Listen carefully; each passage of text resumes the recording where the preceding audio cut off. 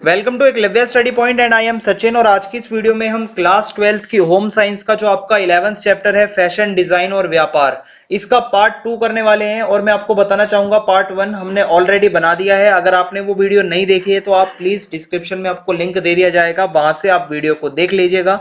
तो चलिए हम वीडियो को स्टार्ट करते हैं। आपको बताना चाहूंगा कि टेलीग्राम ग्रुप आप हमारा ज्वाइन कर सकते हो, class 12 ESP new group search मार के। और अगर आप हमारे नोट्स पढ़ना चाहते हैं तो हमारी वेबसाइट पे आपको नोट्स प्रोवाइड करवा दिए गए हैं। www.eklavyastudypoint.com हमारी वेबसाइट है। इंस्टाग्राम पे आप मुझे फॉलो कर सकते हैं। आपको कुछ भी पूछना हो तो आप आके मुझसे पूछ सकते हैं। मेरा यूजर नेम आप सभी के सामने लिखा हुआ है स्क्रीन पे। तो चलिए फिर आगे बढ़ते हैं। आज का हमारा टॉपिक है पहला फैशन चक्र।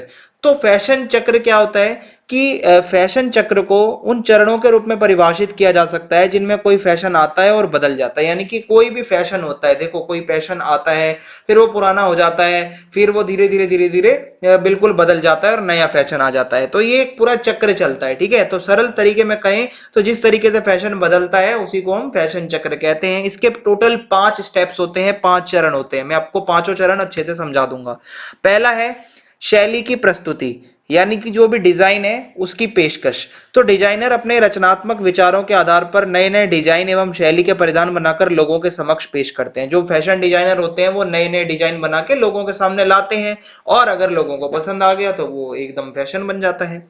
लोकप्रियता में वृद्धि, जब कोई नया फैशन बहुत से लोगों द्वारा खरीदा, पहना और देखा जाता है तो उस फैशन तथा शैली की लोकप्रियता बढ़नी शुरू हो जाती है। या तो ये तो आपने भी देखा होगा, डेनिम शर्ट्स का फैशन आया तो सबने उसको पहनना शुरू कर दिया, ठीक है। तो इसी तरीके से जो है मतलब जो चेक शर्ट का फैशन आया था तो सभी चेक वाली शर्ट पहनना शुरू कर देते हैं, ठीक है। तो इस तरीके से जो भी फैशन लोगों को पसंद आता है वो उसी को आगे लेके चलते हैं। जैसे कि कटी फटी जीन्स का फैशन आया था तो लोग उसको ही पहनना शुरू कर देते हैं। फिर है लोकप्रियता की पराकाष्ठा। ये लोकप्रियता का बिल्कुल पीक जो होता है, ठीक है, एकदम चरम बिंदु जो होता है। इसमें क्या है, जब कोई फैशन लोकप्रियता के शिखर पर होता है, यानी कि जब बहुत ज्यादा फेमस हो जाता है कोई भी फैशन, तो उसकी मांग इतनी ज्यादा हो जाती है कि लोग उसकी नकल करते हैं और कम दाम में भी उसका उत्पादन करना शुरू कर देते हैं। जैसे बहुत लोगों को लेदर की जैकेट बहुत पसंद आ गई थी फैशन में, तो इतना महंगा कोई ले नहीं सकता, तो लोग क्या करते थे भाई, सस्ती सस्ती बाजारों में से मतलब सस्ती सस्ती जैकेटें ले आते थे 600-700 रुपए में, और मतलब उनको कॉपी मिल जाती है, ठीक है। इसी तरीके से रिबॉक की टी शर्ट्स होती है, उसकी कॉपी आ जाती है। तो लोग क्या करते हैं, जो ज्यादा फैशन में चीज होती है ना उसकी कॉपी बनना फिर शुरू हो जाती है। लोकप्रियता में कमी होना, अब जब कोई फैशन या कोई स्टाइल पुराना हो जाता है या मतलब धीरे धीरे बहुत ज्यादा उसका उत्पादन होने लगता है, तो फिर क्या होता है, लोग बोर हो जाते हैं। समझ में आ रहा है, उस शैली से लोग उब जाते हैं, बोर हो जाते हैं, फिर वो लोग कुछ नया ढूंढने के लिए जाते हैं, कुछ नया fashion.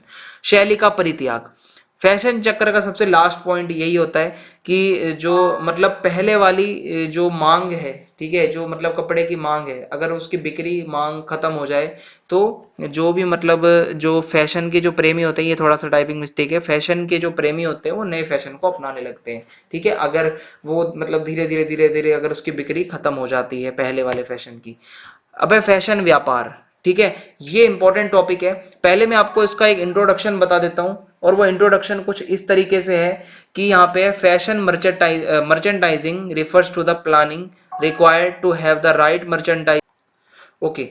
So right merchandise at the right time, at the right place, at the right price and with the right sales promotion। तो पूरी एक टीम वर्क होता है, किस तरीके से सही समय पर सही जगह पर सही रेट के साथ कैसे सेल्स प्रमोशन हो सकती है, ये सारी जो प्लानिंग होती है ताकि ज्यादा से ज्यादा प्रॉफिट मिल सके। फैशन व्यापारी कौन होता है, वे व्यक्ति जो अपनी प्रेरणा अथवा कल्पना को डिजाइन में बदलकर उपभोक्ताओं की आवश्यकताओं और मांगों के लिए उत्पादनों का नियोजन, उत्पादन, संवर्धन और वितरण करता है, वो फैशन व्यापारी कहलाता है। यानी कि जो भी फैशन व्यापारी है उसने दिमाग में कोई कल्पना में डिजाइन सोचा, उसको बदलकर मतलब वो उस डिजाइन को लाता है मार्केट में, फिर वो कस्टमर की जरूरत देखता है कि कैसा मतलब फैशन चाहिए लोगों को, तो उस हिसाब से फिर ये फैशन फैशन व्यापारी का काम होता है। अब फैशन व्यापारी की भूमिका, ये पेपर में क्वेश्चन आ सकता है, तो इसके 3 से 4 हेडिंग्स होती हैं, मैं चारों आपको अच्छे से समझा दूंगा। पहली है विनिर्माण। विनिर्माण में फैशन व्यापारी की क्या भूमिका होती है, देखो किसी भी परिधान, किसी भी कपड़े को बनाने में फैशन व्यापारी को वस्त्र संबंधी कुछ तथ्य व प्रक्रियाओं पर ध्यान देना बहुत जरूरी होता है। वस्त्र की ऐतिहासिक व सांस्कृतिक सूझबूझ, यानी कि क्या उसको कभी लोगों ने पहना है, कैसा कल्चर है, मतलब ये वस्त्र निर्माण की प्रक्रिया उसे पता होनी चाहिए। शैली, उत्पादन का सर्वश्रेष्ठ तरीका, मूल्य व लक्षित बाजार, क्या रेट हो सकता है इस कपड़े का, टारगेट ऑडियंस क्या हो सकती है, क्या बच्चों के लिए है या एडल्ट्स के लिए है, वृद्धों के लिए है। फिर है बाइंग यानी कि क्रय। फैशन व्यापारी फैशन की सामग्री अपनी दुकान में रखने के लिए खरीदता है। उसे लक्षित बाजार की जानकारी होनी चाहिए, उसे फैशन की प्रवृत्ति पूर्वानुमान लगाने में निपुण होना चाहिए, उसे पता होना चाहिए कि फैशन किस टाइम पे कौन सा फैशन सही चलेगा ताकि सही खरीदारी हो उसकी। ओके, और कैसा उसको अनुमान लगा सकता है कि ताकि ज्यादा से ज्यादा लोग उसके सामान को ऑर्डर दें। फिर है प्रमोटिंग, प्रमोशन तो आप सब समझते ही हो। तो जब एक फैशन व्यापारी डिजाइनर के लिए कार्य करता है तब उसकी प्राथमिक जिम्मेदारी होती है कि वो डिजाइनर के उत्पादों को उन दुकानों तक पहुंचाए जहां उसका अधिक विक्रय हो। यानी कि कौन सी वो दुकानें हो सकती है जहां पे वो प्रोडक्ट अच्छा सा अच्छा बिक सकता है। ओके, इसके लिए उसे संरचनात्मक व्यापारिक कौशल व उत्पादन कौशल का ज्ञान होना जरूरी है। ये सारी स्किल्स होनी चाहिए उसके अंदर। ओके, प्रोडक्शन स्किल्स, कैसे व्यापार की जो स्किल्स होती हैं वो। और डिजाइनर के उत्पादों को बढ़ावा देने के लिए फैशन व्यापारी फैशन प्रदर्शनियों में भाग लेता है और उत्पादों के लक्षित बाजार को ढूंढता है। जो एग्जीबिशंस होते हैं उनमें जो है फैशन व्यापारी लोग जाते हैं, देखते हैं कि किस तरीके का फैशन डिमांड में है, फिर कैसी टारगेट ऑडियंस हो सकती है, फिर उसके बाद वो आगे का प्लानिंग करता है। फिर है सेलिंग, विक्रय। फैशन व्यापारी दुकानों को फैशन की वस्तुएं बेचने के लिए उत्तरदायी होता है और दुकानें वह माल ग्राहक को बेचते हैं। यानी कि फैशन व्यापारी जो है वो पहले दुकानों को माल बेचते हैं, फिर वो दुकानें आगे ग्राहकों को बेचती हैं। इसके लिए बाजारों की प्रवृत्ति का ज्ञान होना चाहिए ताकि वह पूर्वानुमान कर उत्पादन की सिफारिश कर सके। एक खुदरा दुकान में कार्य करने वाले व्यापारी पर फैशन की वस्तुओं की दुकान में सजावट की जिम्मेदारी भी होती है। ओके, अब है फैशन का खुदरा संगठन। अब ये जो पूरा ऑर्गेनाइजेशन होता है ये मैं आपको बता दूं कैसे कैसे जो फैशन जो मतलब जो भी प्रोडक्ट्स होते हैं वो कैसे अलग अलग जगह तक मतलब ग्राहकों के पास पहुंचते हैं अलग अलग जगहों से। एक तो है छोटा एकल यानी कि इकाई स्टोर, जो छोटी मोटी दुकानें होती हैं। विभागीय स्टोर जिसको डिपार्टमेंटल स्टोर कहते हैं। फिर है स्टोर श्रृंखला जो थोड़ा सा मॉल जैसा होता है। ठीक है, मैं आपको तीनों ही दिखा देता हूँ। छोटा एकल इकाई, छोटी मोटी दुकान जो आपके पड़ोस में हो सकती है, कपड़े की दुकान जहां से आप अपने कपड़े ला सकते हो, वो दुकान को एक बंदा चला सकता है या उसका परिवार चला सकता है। फिर है विभागीय स्टोर, ये थोड़ा डिपार्टमेंटल स्टोर होता है जहां पे आपको कपड़े, खेल का सामान, इलेक्ट्रॉनिक सामान डिपार्टमेंटल स्टोर में सारी चीजें आपको मिल जाती हैं। स्टोर श्रृंखला, ये चेन ऑफ स्टोर्स होती है यानी कि अलग अलग ब्रांड के या एक ही ब्रांड के आपको बहुत सारी दुकानें मिल जाएंगी इसके अंदर ही। मतलब बहुत बड़ा एक पूरा वो होता है इसमें। मॉल आपने देखा ही होगा कितने सारे ब्रांड के मतलब सामान मिलते हैं, जैसे विशाल मेगा मार्ट हो गया। ठीक है, यहाँ पे आप जाओगे तो अलग अलग आपको कपड़े मिल जाएंगे, सारी चीजें मिल जाएंगी। ठीक है, तो ये होता है इसका। अब है जीविका के लिए तैयारी। अगर आप इसमें जीविका अपनी बनाना चाहते हो आगे जाके तो क्या करना होगा। एक तो आपके अंदर योग्यता होनी चाहिए पूर्वानुमान लगाने की कि कौन सा फैशन आने वाले समय में फेमस हो सकता है, तो वो फैशन की आपको जानकारी होनी चाहिए। दूसरा है विश्लेषणात्मक योग्यता, आपको अर्थव्यवस्था की जानकारी होनी चाहिए। यानी कि आपको अपनी कंपनी के बारे में भी पता होना चाहिए कि किस प्रकार की अगर आप शैली, किस प्रकार का स्टाइल अगर आप लेके आओगे तो वो बजट में सही आ जाएगा और आप आगे उसमें इन्वेस्टमेंट करके कमा सकते हो। ओके, ये आपको पता होना चाहिए। संप्रेषण योग्यता, उसमें निर्माता के साथ मूल्यों को तय करने के लिए बातचीत करने की योग्यता होनी चाहिए। आपको कम्युनिकेशन की योग्यता आनी चाहिए, आपको बात कैसे करनी है, सही रेट पे आपको पैसा मिले।